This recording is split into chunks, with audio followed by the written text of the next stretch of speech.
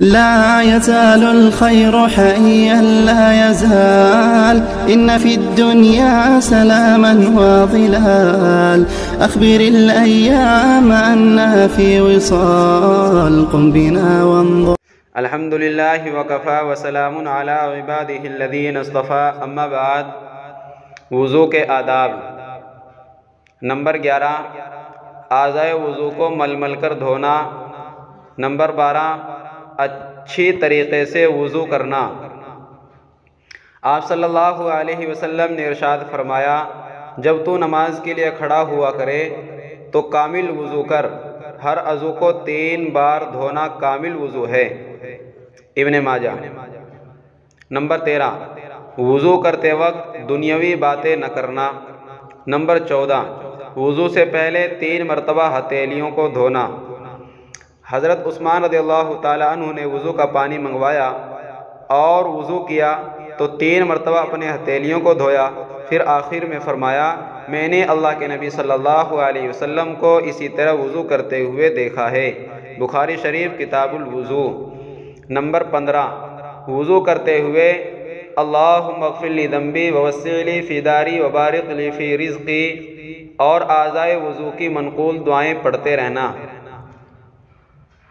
حضرت ابو موسیٰ اشعری رضی اللہ تعالیٰ عنہ فرماتے ہیں، میں آپ صلی اللہ علیہ وسلم کے پاس پہنچا تو آپ صلی اللہ علیہ وسلم وضو فرما رہے تھے تو میں نے آپ کو یہ دعا پڑھتے ہوئے سنا، اللہم اغفر لی ذنبی ووسع لی فی داری وبارک لی فی رزقی.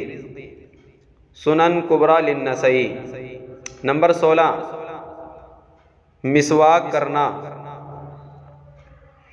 آپ صلی اللہ علیہ وسلم نے ارشاد فرمایا، اگر مجھے اپنی امت پر مشقت کا اندیشہ نہ ہوتا تو میں ان کو ہر وضو کے وقت مسواک کا حکم کرتا.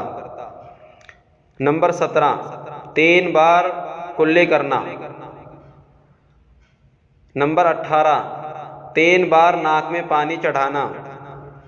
حضرت یحییٰ فرماتے ہیں، میں نے عمرو بن ابو حسن کو دیکھا کہ انہوں نے عبداللہ ابن زید رضی اللہ تعالیٰ عنہ سے آپ صلی اللہ علیہ وسلم کے وضو کی کیفیت کے متعلق پوچھا تو انہوں نے پانی کا برتن منگایا اور حاضرین کو وضو کر کے دکھلایا. چنانچہ پہلے اپنے دونوں ہاتھوں پر پانی ڈالا اور اسے 3 مرتبہ دھویا. پھر برتن میں اپنا ہاتھ ڈال کر پانی لے کر 3 چلوؤں سے 3 مرتبہ کلی کی، ناک میں پانی ڈالا اور ناک جھاڑا. بخاری شریف کتاب الوضو. نمبر 19 منہ اور ناک میں دائیں ہاتھ سے پانی ڈالنا اور پھر بائیں ہاتھ سے ناک صاف کرنا. نمبر 20 غیر روزے دار کا کلی اور ناک میں پانی ڈالنے میں مبالغہ کرنا. آپ صلی اللہ علیہ وسلم نے ارشاد فرمایا، وضو اچھی طرح کرو اور انگلیوں میں کھلال کرو، اور روزے دار نہ ہو تو ناک میں پانی چڑھانے میں مبالغے سے کام لو. ابو داؤد شریف کتاب الطہارت.